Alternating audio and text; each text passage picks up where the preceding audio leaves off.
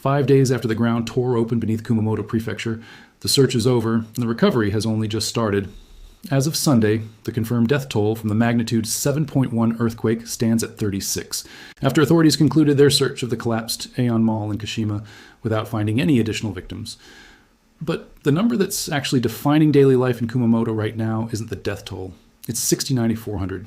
That's how many households were still without running water as of Sunday, barely down from roughly 70,000 the day before, with officials offering no firm timetable for full restoration. Families are sleeping in tents outside their own homes and in their cars, not because their houses collapsed, but because they're too afraid of aftershocks to sleep inside, even as a brutal heat wave pushes toward 40 degrees Celsius early this week.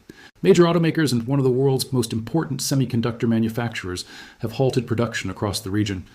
And Japan's own weather agency's formal aftershock advisory doesn't expire until August 4th, with a typhoon now forecast to potentially arrive on top of all of it. In other words, the earthquake itself is over. Everything this earthquake set in motion is just getting started. So today, we're doing a full recovery update. What's actually improved, what hasn't, why water has proven so much harder to restore than power, what the ongoing aftershock and typhoon risk actually looks like heading into this week, and why this specific disaster is rippling into global supply chains in a way that will outlast the headlines by months. No dramatizing an already serious situation, just where things actually stand. If you followed our earlier coverage of the earthquake itself, this is exactly the kind of follow-up we think matters, because most disaster coverage disappears the moment the dramatic rescue footage stops, right when the harder, slower recovery phase is just beginning. Drop a comment and let me know if you've been following this story, or if you have any connection to Kumamoto and can speak to what the past few days have actually been like. And if you want continued updates as this recovery unfolds, subscribe and turn on notifications. Let's get into where things actually stand. The Kumamoto Prefectural Disaster Response Headquarters confirmed the death toll held at 36 as of Sunday, unchanged since Saturday morning, after authorities formally concluded the days-long search and rescue operation at the collapsed section of Aeon Mall Kumamoto in the town of Kashima. Of those confirmed deaths, at least 7 were tied directly to the mall's partial collapse following the gas explosion, and another 8 died at the Nippon Paper Industries mill in Yatsushiro, where the earthquake brought down a large factory chimney. Officials have cautioned that the toll includes some deaths still being formally attributed to the earthquake through ongoing investigation. And it's worth being honest that further deaths, particularly heat-related ones among displaced survivors, remain a real possibility as the recovery continues under extreme temperatures. The mall itself carries a particularly difficult layer of context. It had only reopened this past June, following renovation work tied to damage from Kumamoto's earthquake sequence a decade earlier, back in 2016. Aeon's chief executive, Akio Yoshida, addressed the deaths directly at a news conference, describing the company's approach with the seriousness the tragedy demands and offering his condolences to the families of those lost. If there's one number that captures where this recovery genuinely stands right now, it's the water situation. As of Sunday, roughly 69 out of 400 households across Kumamoto Prefecture remained without running water, down only modestly from approximately 70,000 the day before. For context, power outages, while serious in the immediate aftermath, are typically resolved on the scale of days once utility crews can safely access damaged lines and transformers. Water infrastructure is a fundamentally different, slower problem. Restoring it requires locating and repairing breaks in an underground pipe network that, in many cases, can't even be properly assessed until crews physically dig down to the damaged sections, especially in areas where the earthquake caused actual ground displacement rather than just surface-level building damage. That ground displacement was significant here, and it's worth understanding why. Japan's Geospatial Information Authority recorded substantial physical shifts in the ground itself following the quake, with one reference point in Yatsushiro displaced nearly a meter to the northeast, and another station in Kumamoto shifting 40 centimeters to the north.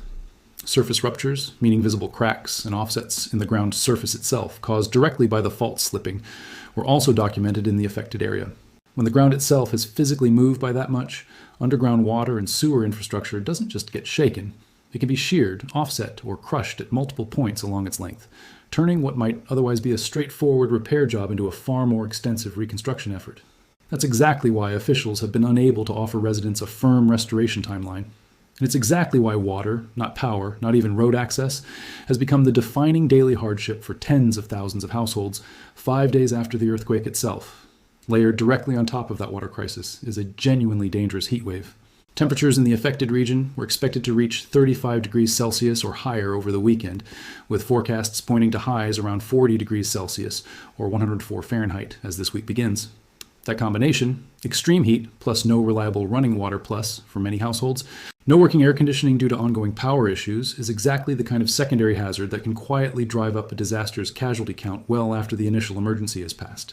Health officials have specifically flagged the risk of heat stroke and dehydration among displaced residents, and anyone still without water access as a serious, active concern, not a hypothetical one. There's also a specific, difficult detail that's emerged in coverage of how families are actually coping.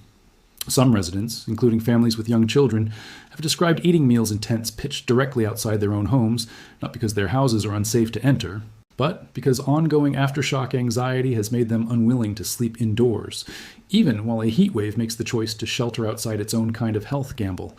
That's the lived reality behind a statistic like 36 confirmed dead and tens of thousands without water.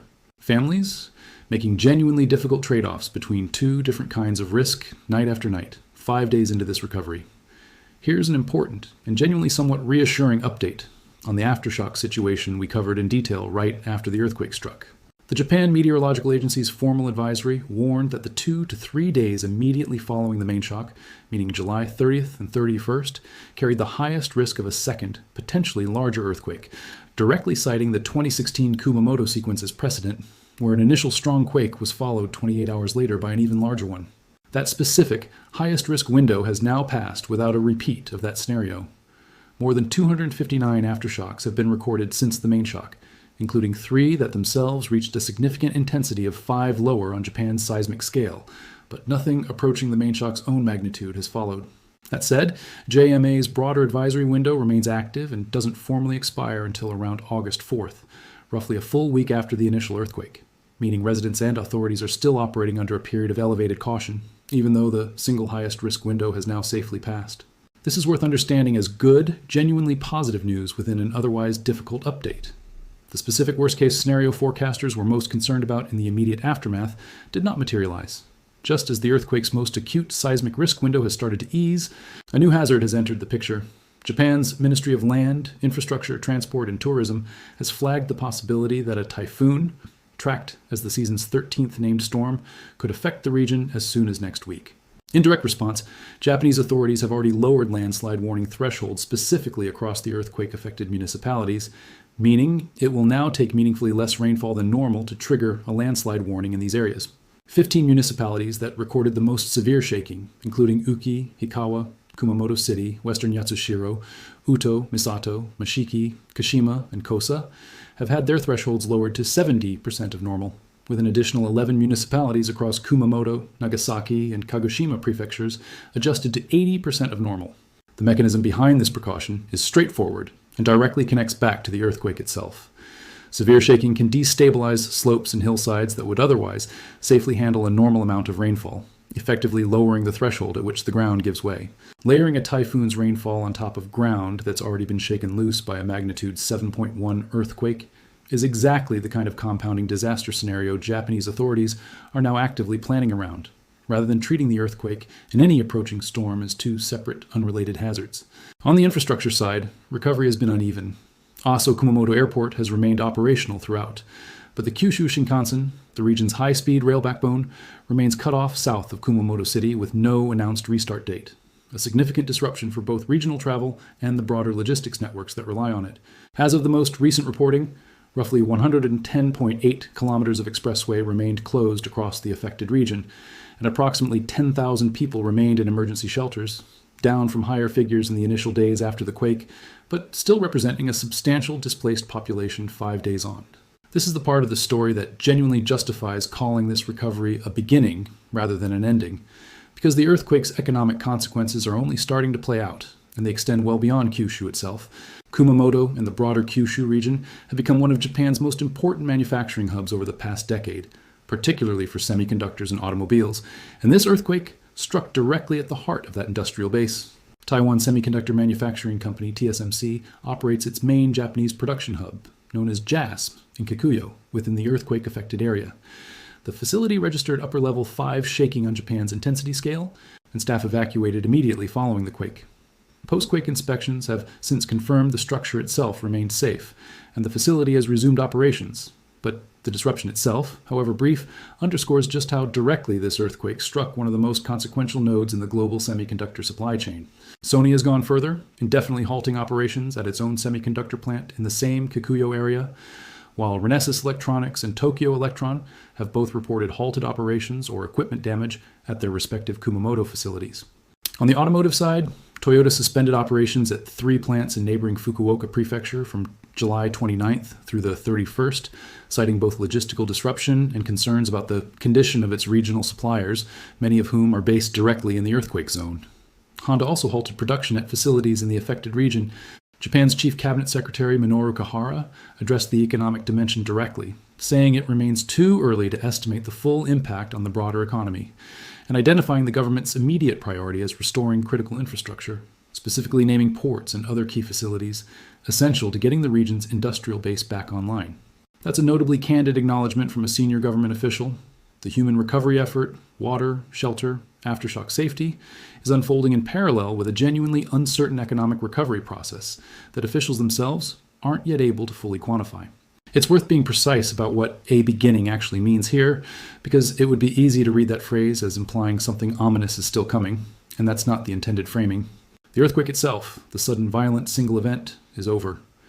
What's beginning now is the much longer, much less dramatic, but in many ways more consequential process. Months of water and sewer infrastructure reconstruction in the hardest hit municipalities, a semiconductor and automotive supply chain working through disruptions that will likely affect production schedules for weeks beyond the initial halt. A regional rail network working toward restoring full Shinkansen service with no confirmed date yet, and thousands of displaced families navigating an extended period of temporary shelter, heat risk, and continued aftershock anxiety. All while the region's broader emergency infrastructure watches a typhoon that may complicate the same landslide-prone areas the earthquake has already destabilized.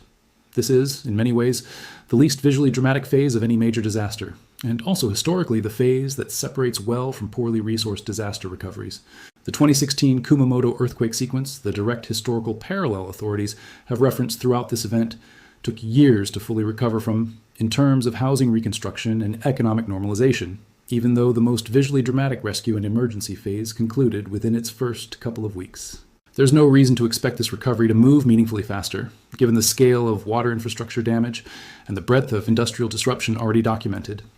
If you have family, friends, or business connections in Kumamoto or the broader Kyushu region, the most useful thing to track right now isn't the death toll, which is effectively stabilized, but the water restoration timeline and the aftershock advisory status through August 4th, both of which will shape daily conditions on the ground far more than any single dramatic headline at this point. If you're in the manufacturing, automotive, or semiconductor industries specifically, this is a supply chain disruption worth continuing to monitor over the coming weeks, rather than treating as resolved once individual facilities report resuming operations.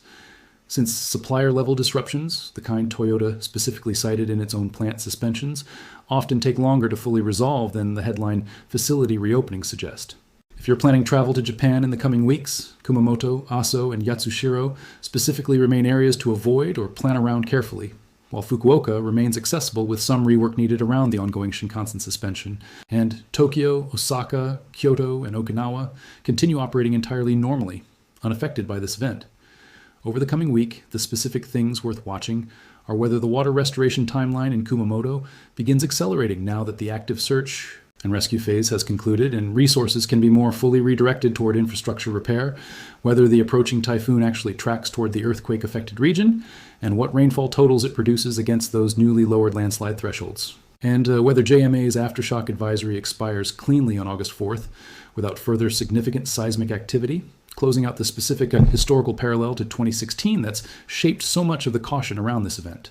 We'll continue tracking this recovery as it unfolds, because this is exactly the kind of story that deserves follow-up coverage rather than disappearing from the conversation once the most dramatic footage stops airing.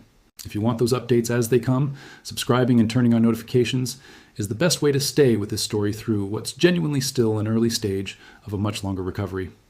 Before you go, drop a comment and let me know if you have any connection to Kumamoto or Kyushu, or if you remember the 2016 sequence and how long that recovery actually took on the ground. I want to hear those first-hand perspectives, because they're exactly what puts a slower moving story like this one into proper context. And if this update helped you understand that a story like this doesn't end when the rescue footage stops, or helps this reach people who have genuine ties to the region and want continued, honest coverage instead of a story that quietly disappears the moment it stops trending. Stay informed, and I'll see you in the next one.